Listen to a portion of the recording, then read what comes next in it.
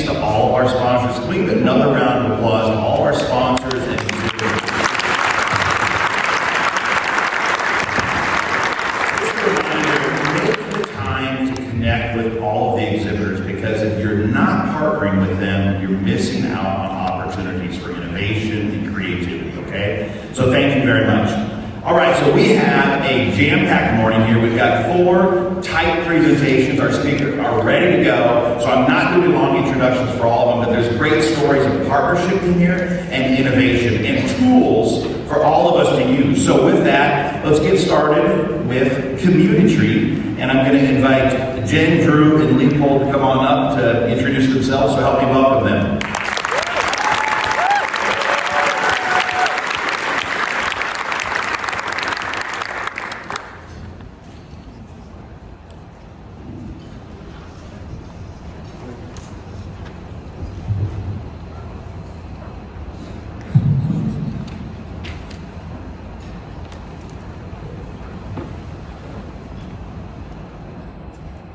Welcome everyone and good morning. Thank you. There we go. Good morning everyone. We are here today very excited to talk to you about a partnership that is very near and dear to each of our hearts. We're here on behalf of many other partners who work in this initiative called CommuniTree. And so we'll talk to you a little bit today about the development of this program, CommuniTree. We'll talk about the collective impact model upon which CommuniTree is based. We will talk about our planting and maintenance programs, our training and capacity building programs, and our workforce development initiatives. We forgot to introduce ourselves. My apologies. Leo, do you want to kick us off? Yeah, good morning everybody. It's truly an honor and a privilege to be here with you all today. My name is Leo Sawyers. I'm the Community Program Manager for the Student Conservation Association based out of Northwest Indiana. Good morning, folks. So great to be here. I'm Drew Hart with the U.S. Forest Service in our Urban and Community Forestry program serving the Chicago region. And I'm Jen Birchfield. I'm the Natural Resources Planner with the Northwestern Indiana Regional Planning Commission, kind of a mouthful, but my NIRPC. So, just a little context, about 45 minutes east of here is Northwestern Indiana. And this is the southern tip of Lake Michigan. We have really rare and pretty amazing dune and swale ecosystems that are rare and endangered, and inhabited by humans for over 10,000 years. This is an area that has been considered sacred by many nations and many groups, and we're really proud of the fact that Indiana Dunes National Park is in the region with over 15,000 acres of natural area.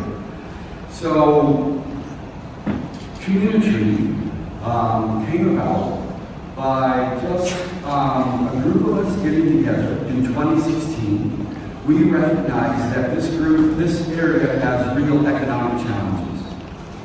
We have cities and towns that have tree canopies of 4%. And most of our cities and towns don't have arborists, don't have urban forestry management plans. So it was in our Urban Waters Federal Partnership annual meeting that we identified urban forestry as a critical issue, and we wanted to work together in partnership to create an urban forestry regional plan. So, working in partnership, we came up with the idea of CommuniTree, that we're working together to create a more sustainable, equitable urban forestry plan that will help the region increase our tree canopy. So, the collective impact model is one that we adopted, that everyone around the table is equal. There's no particular leader. We're all working together in partnership. We all have a common goal, and that common goal is to create a healthier and more diverse tree population. We decided that we meet regularly, so we usually have monthly meetings. The collective impact model is designed so that there's no one leader, but we do have a convener. And in this situation, it's the Northwestern Indiana Regional Planning Commission. The collective impact model encourages us to evaluate our success So we decided that we would make sure that all of our trees that we planted will be tracked and evaluated with research. And we actually don't have 3 but 4 modalities of tree planting that has arisen from this program. So the CommuniTree program in general is an umbrella organization that all other organizations work within. And partnerships, again. We like to talk a lot about our partners because it's not just the 3 of us, it really is a partnership. I would like to acknowledge a few partner organizations who are in the room today. We do have, of course, Student Conservation Association is present. Delta Institute is one of our partners who is represented today. We also have the Urban Waters Federal Partnership in the room. We have DePaul University, who you might have heard from yesterday. Who am I missing who's in the room? Oh, Department of Natural Resources, Community and Urban Forestry are all in the room today. So glad to have you guys here. But I do want to also drive home the point that this slide really just shows kind of a handful of the core partners who are engaged in the meetings and the coordination of CommuniTree. But we could go on and on and on and on about all of the partners. We've worked with more than 30 different communities, community organizations, schools, faith-based organizations, industries, private partners, volunteers, community members. So it really is a growing and robust partnership. And so as Drew mentioned, we do have 4 primary planting and care modalities. Those are the Student Conservation Association as a crew that's out planting in communities and working with volunteers, training young people. We have NIRPC. My program is the pass-through program, where we are procuring native trees and passing those through to communities for planting and care. We have the Wildlife Habitat Council that plants with industrial partners, in which we have many in Indiana. And the Delta Institute's Tree Planting Consortium that's providing support to municipalities and communities. All right, a little bit of storytelling. One thing that you can probably see that's consistent in all of these photos is no one's alone, and that's really the theme of this partnership. We lean on each other, we leverage each other, different strengths, and to accomplish these goals and initiatives. So ways that this might be is that we lean on partners for training and our crews. We lean on different municipalities for access to land to do the plantings. We lean on each other for support, coordination, strategy planning of like how do we get these trees to the right communities and the people who need them the most. And so we do have many programs aimed at building capacity in our communities for sound urban forestry. We take a lot of care to do site visits before planting to make sure that there's a good plan for planting and maintaining those trees. We promote best practices in municipal forestry, tree inventories, ordinances, tree planning. Delta Institute does have, as I mentioned, their tree planting consortium. They've developed a best management and practice toolkit for communities. They also do a lot of work to support communities in inventory and planning. And we've held multiple trainings together with all of our partners. We've done trainings on just basic tree care, tree pruning, ordinances, inventory. We work with Indiana DNR every year to offer their Indiana Tree Steward program locally. That's a 2-day training program that asks participants to commit volunteer hours in community forestry. And just to kind of exemplify, we really do feel that we're building a lot of momentum in communities in Northwest Indiana. There are more than 40 municipalities. And so we've been working with these communities for years now and establishing relationships. We've really seen this come to fruition. We think it's exemplified by the fact that we're seeing more and more communities apply for and receive grants. Michigan City, where I'm from, just received $1 million IRA grant. So it really does just go to show that they're interested, they're engaged, and yeah, those partnerships over time really have built a lot of momentum. All right, workforce development. This is a little special to me as the area that I work in. So one of the beautiful things that I get the privilege of doing each and every day is working with a wide variety of young adults. Some who are like myself don't come from a background of urban and community forestry. A little bit about my story is actually my background before getting into this space was in secondary education and high school athletics. So this is a little bit of a full circle moment for me, being up here with 2 of my early mentors. 6 years ago is when I got started in this space. And the folks that get touched by our programs, they get to reap some of the benefits of this partnership.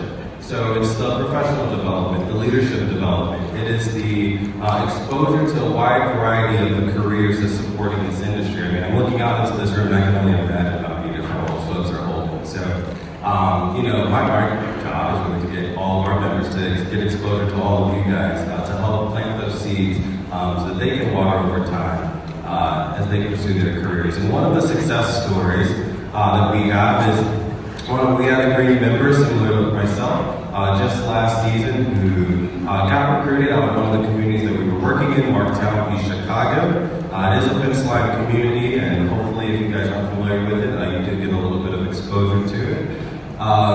This member came to us not really sure what they wanted to do, but knew that they wanted to do a career change and get into the conservation space. Served on our team last season, excelled very well. We kept her on board for a winter urban forestry fellowship. She did a little bit more of like the technical things, data collection, planning for an Arbor Day celebration in our own community. And this season she led one of our crews, passing the torch on. And while we're incredibly happy for her, I'm proud of her. She did leave our program to do bigger and better things. And Drew, I'll pass it to you to share a little bit about what those bigger and better things are. I shared with you earlier that we have a challenge in our communities with not having certified arborists on our municipal staff. So in our community in urban forestry with the IRA funding has worked with the Indiana Arborist Association in partnership with CommuniTree to develop the first certified arborist apprenticeship program in Indiana. Kudos to Oakland's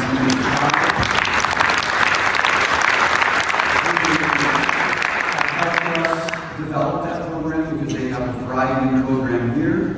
We're excited that this is the first year. We're going to be launching here in about a month with our Certified Arborist Apprenticeship Program so that we can provide communities with the skills and talents that they need. We know that, all of us know, that tree planting brings communities together. And so we're planting schools, we plant in parks and along greenways. We invite people to join us to plant along city streets, in residential areas, and industrial facilities as well. And we know that by doing this, we're creating a more resilient community. Just a quick story, 6 years ago, we were planting an Arbor Day in the community that Bea, who was going to be the first certified arborist through this program, lives in.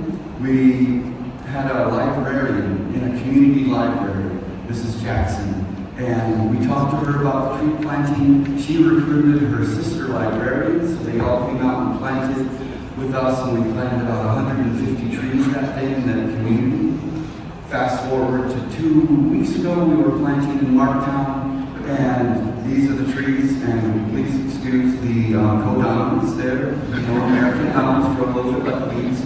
But it's so great to see Mrs. Jackson, the librarian, who's now committed to trees and doing work in the library, introducing young people to forestry through books. So who doesn't like books and trees? And a great combination.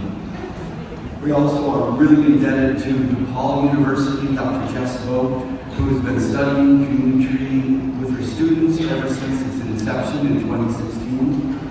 She's been able to publish 3 papers, and her students come out, and most recently, they've done an assessment after 5 years of the trees that have been planted by CommuniTree. And we're happy to report that we have over a 90% success rate with the trees.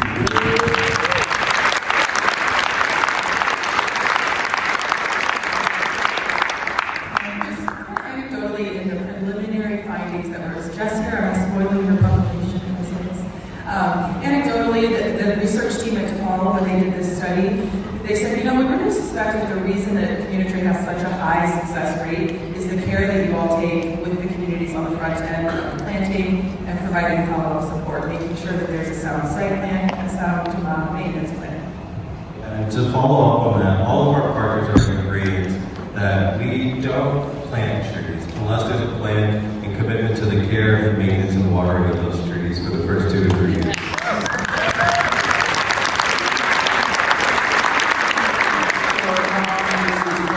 see, we've planted 11,000 trees, 1 inch caliber or greater in the community. Just for your interest, the majority of those trees are locally seed sourced and grown in root bags. And every single one of them has a maintenance plan. And again, we're not doing it alone. We've engaged over 3,000 volunteers in the communities that we're planting in, and train and recruit over 40 youth and young adults, again, from those same communities. And finally, we have partnered with more than 40 communities, many different community organizations. And we've also held over 22 trainings on various topics to support our local communities in urban forestry. And with that, we have our contact information. We'll be around if you have any questions for us later or find